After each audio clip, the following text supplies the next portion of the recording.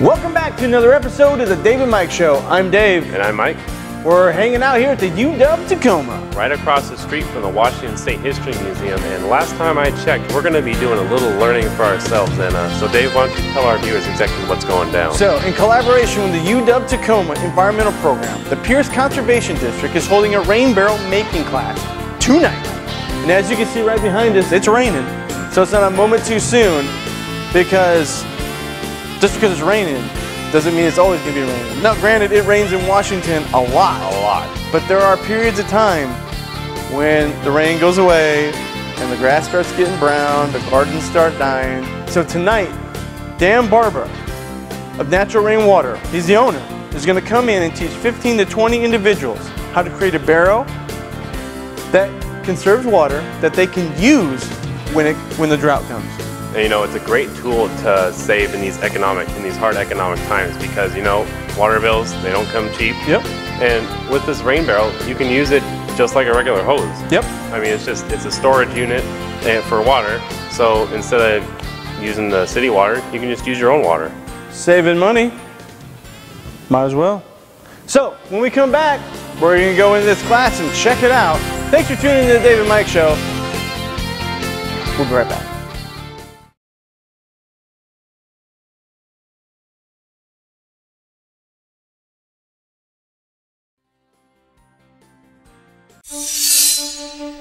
There are those who dedicate themselves to a sense of honor, to a life of courage, and a commitment to something greater than themselves. They have always defended this nation and each other. They still do. The few, the proud, the Marines. You know, Dave, while you're in there learning all about how to make the rain barrels, I'm here with Renee Skaggs, part of the Pierce Conservation District, and tell us a little bit about the Conservation District, what they do, what their purpose is. Well, conservation districts were established after the Dust Bowl to help private landowners protect natural resources. And back then it was primarily crop owners, but it's also evolved now into urban homeowners. So what happened was the Dust Bowl was created by poor agricultural practices, not planting cover crops. There was a huge land rush in Oklahoma, New Mexico, Texas, Arizona, where they all come together back before the Depression. The wheat prices were really high during the war, so there's a lot of speculators sending people out to this area to farm. So they went out there, cleared the ground, planted all this wheat. The prices crashed. There was a 5-year drought, and the Depression happened all at the same time. So all this land was left bare, so the soil was picked up and carried all the way to Washington, D.C. Now, how exactly do the rain barrels play into that? Well, conservation districts concerns are based on our regional concerns. So in Western Washington, it's all about water quality and water quantity. So as a homeowner, if you have a rain barrel and you're not using as much city water in the summer, then you're really helping with water conservation. And do you have any of these rain barrels yourself? Actually, I have 2 barrels. I have 2 hooked up on my house that I use for watering my gardens, but then I also have another one that we're going to attach to our chicken coop to provide water for them. Well, Renee, I want to thank you for all the information that you've given us, but let's go inside and see what Dave's doing, because he's learning about how to actually build these rain barrels. So let's go check it out. I guess what got me started making rain barrels and getting excited about them was actually putting one underneath a downspout. I couldn't find anybody selling them in 1999, and so essentially what I did is I cobbled together some parts and I stuck it underneath a downspout that was really not functioning very well. It was a huge kind of warehouse, and so I stuck it under there, and after a couple hours I could not believe how much water was coming off of a roof. I had no idea until that time how much water, and I did a little bit of math, and over time I think what really has kept me going was the amount of water. It's if you have a 1,200 square foot roof in an average Tacoma year, you're looking at 27,000 gallons of water hitting that roof.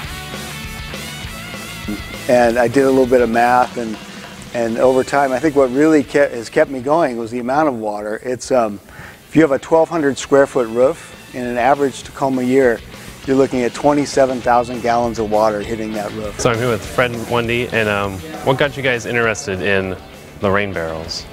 Just interested in doing things that are more sustainable for the environment. And what kind of uses? What are you going to use the rain barrels for exactly? Probably watering our garden and our flower pots around the house. Mm-hmm. And how many of these are? Do you have it? You don't have any. So how many are you thinking of getting? Just one, or? We'll start with one and see how it works, and hopefully add on. Well, conservation and restoration, you know, go hand in hand, and that's what these rain barrels. With Robert Hopkins, he's helping us out, and Dan, the man. So Dan's going to take us through it, putting our barrel together in hyperspeed. So Dan, let's break it down. All right, this is a piece for the inside for the overflow valve, and essentially what you do is go ahead and put it in through the pre-drilled hole, 1.5 inches, and then the thin washer and the nut go on the outside of that, and it'll all just tighten by hand. It's reverse from what most people are used to. It's actually Reverse. Not righty-tighty, but, right, but loosey-tighty with this one. And it'll all tighten by hand. And then the next part is the overflow pipe. That took 2 seconds. And this will fit snugly right into the PVC elbow pipe. And the great part about that is that you'll get a full barrel of water, and then it'll automatically flow down and out. Gives it some momentum to get out of there. 1 second. This is the last piece. This is the for the outside of the barrel, and it's got a nice brass fitting that'll fit a standard size hose. And so this will fit right into the outside of the bulkhead thing. This one will also just screw on by hand. And yeah, you can just wait till it gets, it doesn't have to be super. Don't want to strip it. Yeah. And there you go, and it's just right facing the ground. Right. And the nice part about this is you can really use the overflow water if you want to in your yard or into another container, or you can run it back into the drain if you have to. Roughly 5 seconds. And then here we go, Maggie. This is the bulkhead fitting for the spigot at the bottom, and I put these right at the bottom of the barrel just to maximize the amount of water you can access through the spigot. And what I'll do is I'll run this stick right through that hole. This just saves me from having to stick my head down into the barrel. So you just run that right along the hole, and then you can actually come out and grab that guy. Here we go. Let's see if I can. Yeah, there we go. All right, and like so. And then again, I'm just tightening this by hand. Put the real thin washer on, and then these are bulkhead fittings, and they're really great. There's no such thing as a leak with these, and so it's kind of nice that way. Especially when you're selling them, you don't want them to leak, and these are just really handy. But this one just tightened by hand. Get it nice and tight, and then finally the hose bib spigot, and that'll screw to 3/4 inch, and it'll screw right into the bottom of this. So as you can see, it doesn't take that long to put it together. The barrel, standard rate, $25. Other material? Yeah, the barrel itself is $25, and the parts, I sell a kit actually that kind of goes through all this for $30. So. Right, at naturalrainwater.com. So you need to check it out. Now, Dan, let's talk a little about, you're a smart guy. How did this all come about? Were you sitting out in the woods one day, sitting on a rock going, rain, barrel? No, actually, no, I don't know if this is, I have a story, but it may not be quite that interesting. He was drinking one day. Yeah, it was winter of '98 actually. And, well, I noticed across the alley there's a community garden over there, and we had some 5-gallon buckets that were turned upside down, and I thought, oh, we ought to just flip those up and start collecting some rainwater out of those.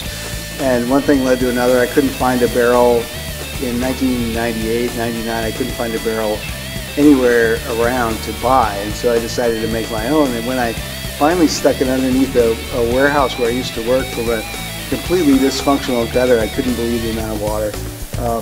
And I don't know if maybe I should have this on my tombstone, but a 1,200 square foot roof in an average Tacoma year has 27,000 gallons of water hitting that roof, and it's completely accessible through the downspouts. Right. So my advice is just go ahead and liberate your gutters, tap into them, and start harvesting that water. There it goes. It doesn't have to be with what I've got, but it's just a huge source of water. It's brilliant. And Mr. Hopkins, so you showed up tonight. What was your motivation? What was your goal?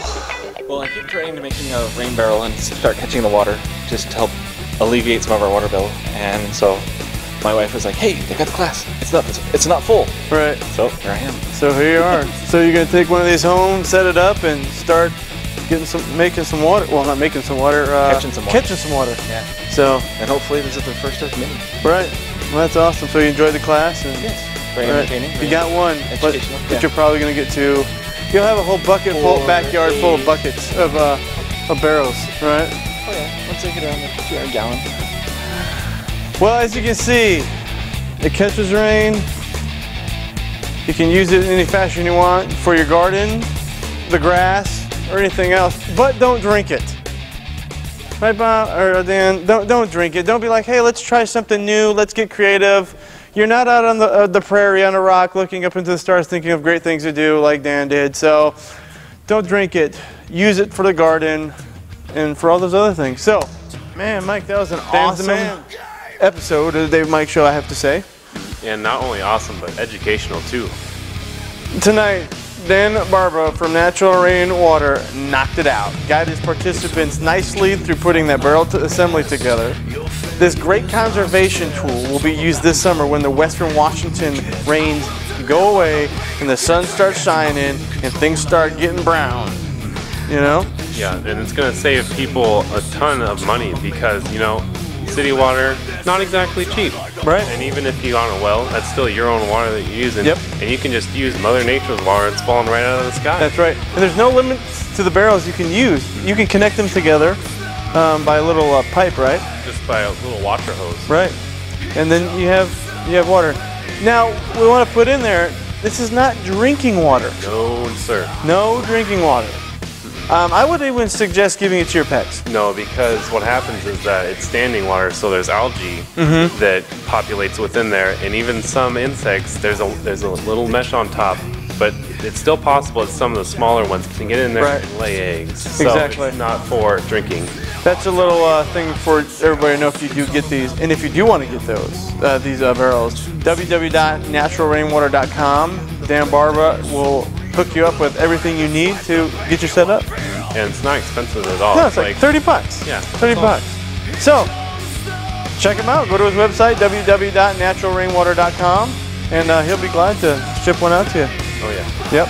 Well, anyways, thanks for tuning in to the Dave and Mike Show. I'm Dave. I'm Mike. Tune in next week when we go out in Tacoma and find another great activity. We knock it out. Thanks for tuning in.